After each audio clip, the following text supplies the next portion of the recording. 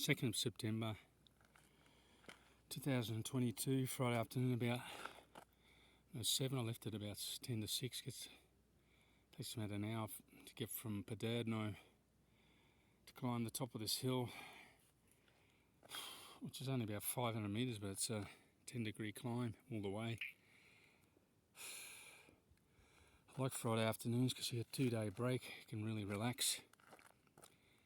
Weekends, I read on Twitter, one guy said weekends are for thinking and recreating. Very important for what's left of the middle class, or what will be left of the middle class by the end of the next 2 or 3 years. I think will be decimated. I mean, the middle class only existed since about the 1950s, or from actually less than that, 1930s, when appliances were invented. In Italy, feudalism lasted right up to 1918, the end of the First World War. And there's a long progression here from 1848, when they had the first Italian War of Independence. Didn't succeed, they were crushed by the Austrians and their Habsburg allies, which is a very interesting history. Italy wasn't really a ethnic war between Austrians and Italians, it was a class war. The villa near my home has the emblem of the Austrian eagles, the head going to the east and west, looking towards the east, looking towards the west, signifies, that's how big the empire is. It was massive. Incorporated Austria, Slovenia, parts of Slovenia, Poland, Czechoslovakia, Germany, and parts of northern Italy as well, including where I'm standing right now. I can see why they wanted it so much. The land's really fertile, and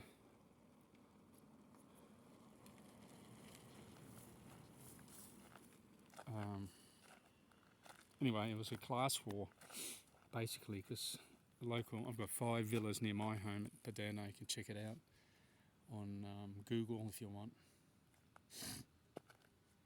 And there's one, I forget the name, it was built in I think the 1550s, 1650s. Anyway, the owner during the Habsburg period, which was quite a long time, the Austrians were here on and off. They held it right up to the end of the First World War, and they're very loyal to the because it was royalty, it was royal, purebloods, rich people, wealth. The aristocracy, they didn't particularly like the feudal class. They were always kept busy working the land, paying rent. There's no one owned property, only the aristocracy. So that's why you got a lot of villas in Italy. You had, everyone worked for the Conte, they call them. Especially in my area, you would have worked as a cleaner or a cook or a cook's assistant, working in the kitchen. Could have been working in his fields, or he could have been working the fields further on that he owned, paying rent, also paying rent to use his milling machine to mill your wheat, to turn it into flour and then sell it at market, of which half would go to pay for your rent. It's a lot of, they're not here, but I've mentioned this before.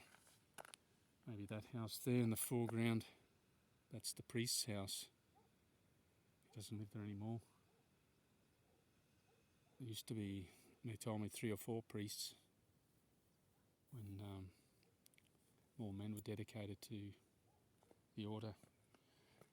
A lot of these dwellings just left empty, priest dwellings, or the priest lives in them still. They're massive. It housed like 20 people in them. And the land is worth a lot of money. You've got to think how much land the Catholic Church possesses. It's always the good land, the highest point of the hill. That's the highest point. Right at the actual summit, where the summit is, the Catholic Church has built a place of worship. That was dedicated to the First World War veterans, by the way, which I've said before. Anyway, going back to the story about we're seeing it again. We're seeing history, and there's nothing different. It's just done in a different way, using technology, social media, buying up land. They are these big companies. I saw a video in Australia where the big PricewaterhouseCoopers buying up farmland, not doing anything with it, and selling it for a profit. Then they're doing monoculture crops. So you have these big corporations like BlackRock. There we go, 7 o'clock. We'll have BlackRock buy up these lands and the wealthy, and they'll decide what food they grow on it, how they grow it, what pesticides they use, and who they sell it to. So, you know, you have these huge corporations have a monopoly on land and food, and the populace is just they can't do anything because they can cut off this food supply if they don't particularly like what you're saying on social media or along those lines. If you've got contrarian views, it's going to be. That's why the Dutch farmers, they buy off the land off them. They're saying, they produce 25. The second biggest world food producers is the Netherlands. It's only a small country, but they're good food producers, and they use a lot of nitrogen and they're fertilised to grow the food. Protests there. I just see little bits and snippets, but it's been massive. In Italy it happened as well. There was farmers who drove tractors down to Rome, but didn't see much of it. In about 20 days' time, we've got elections here, and be pretty interesting. I think the right's going to get in. That's Giorgia Meloni. That's they say the direct link to the Mussolini fascist party. It's not really true. You know, they probably have some philosophical leanings towards that. And I don't think it matters who gets in the power, because the last time we had a democratically elected president or premier was Berlusconi in 2011. He was removed by the Troika, the European Commission, because the debt on the Italian debt went up to 7%. I think it was 2 trillion. And they had to remove him and introduce austerity measures to save some money to cover the debt, because it was going up to 7% of the total public debt, and it was unsustainable. But interesting fact is, it got up to 4% a month ago when Mario Draghi was in power. He was probably one of them who instigated the removal of a democratically elected by the people president. So we haven't had one. We've had technocrats for the last decade running the country, and they've actually done nothing. We've seen nothing positive for the country. Now we're going to have one chosen by the people. I'm pretty convinced if the Troika, European Commission, Union, Bank of International Settlements, all these huge banks which lend money to governments, and repo markets, hedge managers,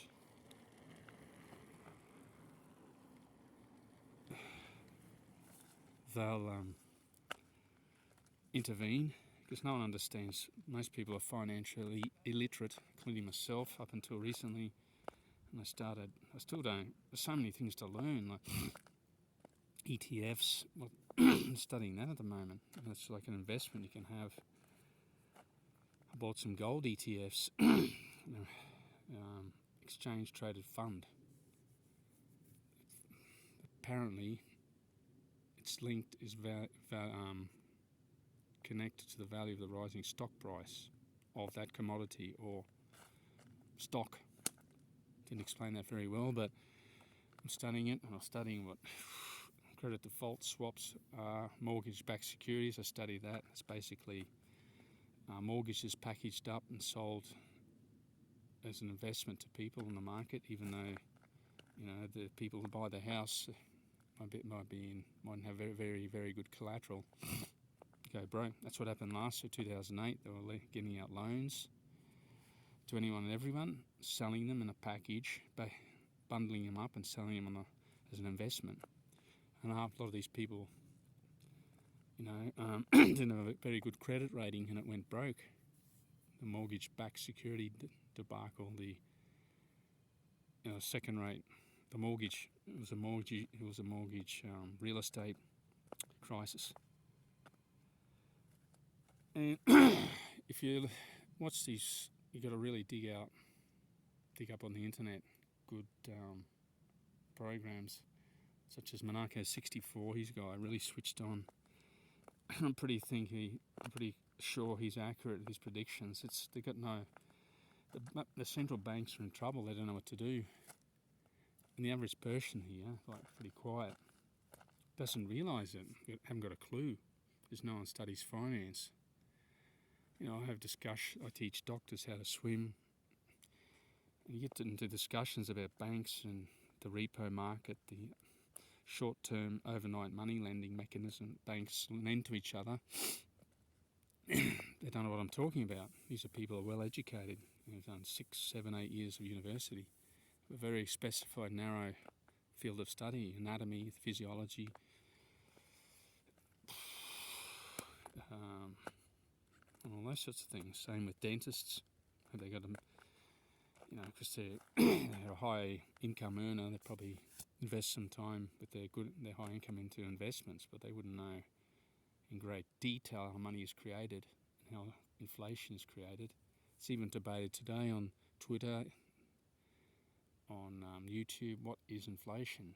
Jim Ricketts says it's the velocity of money. If I have $20, I catch a taxi, I pay him. The taxi driver fills up his tank of petrol, pays the distributor, guy owns the petrol station. With that money, he purchases more petrol, more product that he sells, items for cars.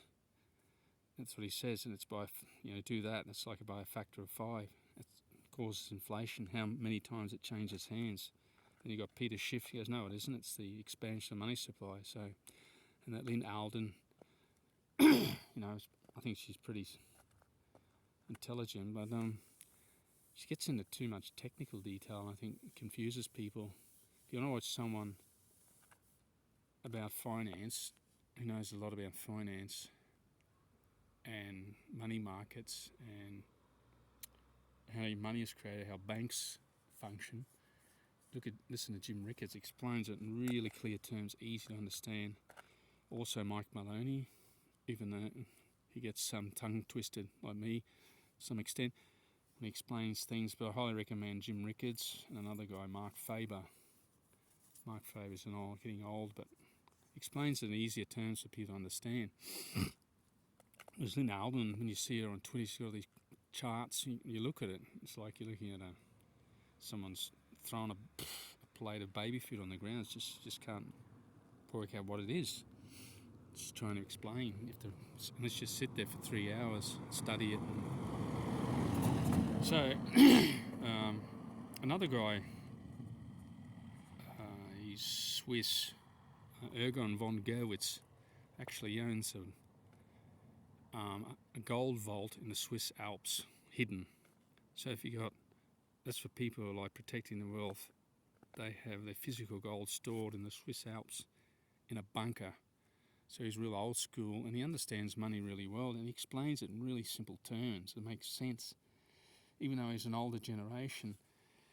And these younger people, like Lynn Alden, I think, is in the late 20s, early 30s. I think a guy like Ricketts, 60s, and Mike Maloney, and Ergon von Gerwitz, Mark Faber have a better understanding. And I think you should listen to new people like Lynn Alden. I think focus most of your attention, if you want to know what's really going on in the world, to these older investors, because they've been through like crises before. The 70s inflation. Lynn Alden wasn't even born, I don't think. Someone like von Gerwitz, he was a young boy just after the Bretton Woods Agreement was installed after the Second World War, with a new monetary system. The Americans had the most gold, and they backed their dollar notes because they had the most gold, and so they said, well, will you make the rules? And that's how it's been ever since. You know, how people need dollars. Most commodities are bought with dollars, not euros. 60% of transactions in the world are done with dollars. Commodities are not priced in euros, they're priced in dollars. So, you know, if Italy needs to purchase grain from Australia, they have to pay in dollars. Or other commodities, that's what I read anyway. So they're very important currency. And what I understand, what I'm reading, that's where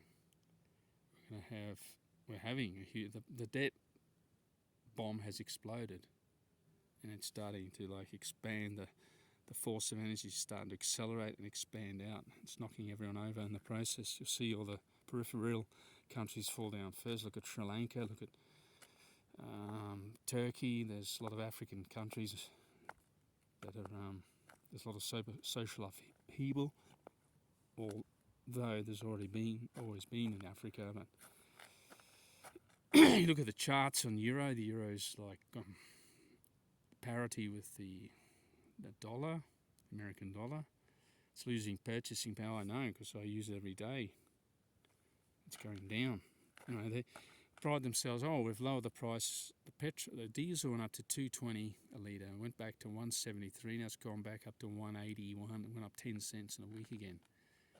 Higher cost than refined petrol, which takes another 4 or 5 processes before you can put it into your tank. Diesel is basically, it's crude oil.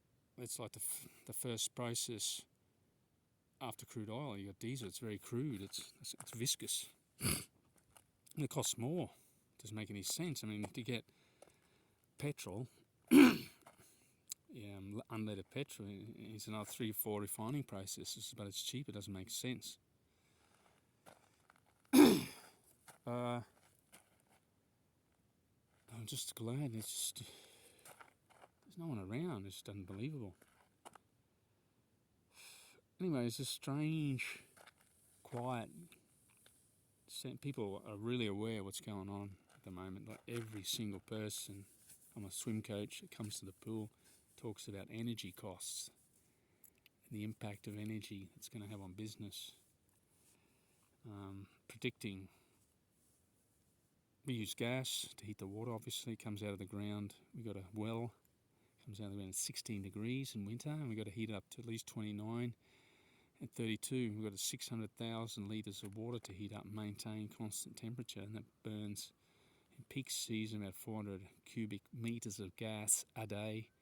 We used to pay 33 cents a cubic metre, now we're paying nearly €2. So we calculated costs about between 10 and 12,000 euros a month to maintain the pool heated. To talk to my colleagues, I mean, one guy, he's always been positive, but he was positive about the pandemic finishing early. I remember him talking about it in November, the second pandemic. We didn't reopen until June. Mentioning to me in November 2021, I'll be open by the end of the month, and we stay closed to June. So we're still paying that debt on the rent we owe on our facility, plus the lost income. It's just lucky we get a lot of cash flow from subscriptions and people just coming for a swim. You can maintain, I don't know for how long, cover the interest on the debt on loans that we made to pay rent and other wages and other things associated with running the facility, the pool. I mean, the person who works for the public government, I mean, I have no idea, even a politician, most of them of which have never run a business in their life. They just collect a wage and they haven't got to produce anything. Tax department. The Americans are employing another 87,000 on top of the tax agents they have. Tax inspectors, another 87,000 to go after people with crypto and people running small businesses, probably just taking cash just to get survive. I mean, what should you pay your wealth 50% of your wealth, your idea, your energy, your sweat, your time go to someone else, and they spend it, your money, most of the time on useless things like wars, weaponry, social projects that you probably not even agreeance with, schools that teach rubbish, a lot of, I won't go into it in too much detail, and I think you understand what I'm talking about. Sometimes I like coming up here to get the crap out of my head. Sometimes I have a bad day at work, and people, that's what happens when you work in Italy, you got to deal with their character. Sometimes that's the benefit of working in Anglo-Saxon culture. People are more direct. Whereas here, I don't know, it's just all, you've got to be careful how you talk to people, especially in Veneto. They get offended really easy. They start to gang up on you. It's really can burn a lot of energy. That's why I come out here and just try and other people meditate. I ride hard for 20 minutes up a hill. And that soon like gets the rubbish out of your head because you're just focused on breathing hard and recovering when you get to the top. Plus the scenery relaxes you. Amongst the trees, there's no humans around. I mean, you need human company, but said Schulberger, that German philosopher, I mentioned this before, you're not really free until you're on your own. You've got to relish solitude. I mean, you can all face it. Even the Queen, what they perceive a person, you might think you're the most sane person in the world, but I think we do all crazy things, especially when we're not in the presence of others, even the most sane people. Every single human being that has existed has done something that others would perceive to be crazy when they haven't been in the presence of other people, guaranteed. Anyway, that's my video for today. Just maintaining my health. I just did some research into a huge male problem we hear about all the time here. Guys dying from prostate cancer, or they got the bowel cancer. There's a strong correlation between that and the hyperglycemic index. You're spiking insulin sugar levels. Plus other factors. It's something I'm studying now. But just discovered I'm eating the wrong things. So I'm working, my next project is changing my diet radically. To eat more protein, less dairy product and less carbohydrate. Because carbohydrates get turned into sugar, which boosts insulin levels, spikes insulin, makes you insulin resistant. That causes, what I've read, a lot of, I don't just read any person, people who have studied this, high insulin levels causes inflammation, and strong correlation between that, a lot of cancers. Like Chris, what's his name, Hitchens said, we're all condemned from birth to losing struggle. Which is true. Can't live forever, we're either going to go sooner or later. I don't want to go soon, I want to go much later. There's a lot of living I want to do still. Enjoy days like this, afternoons, when just a simple pleasure, like beautiful scenery, forest around you, mountains, just great. Anyway, just let this bike pass by. And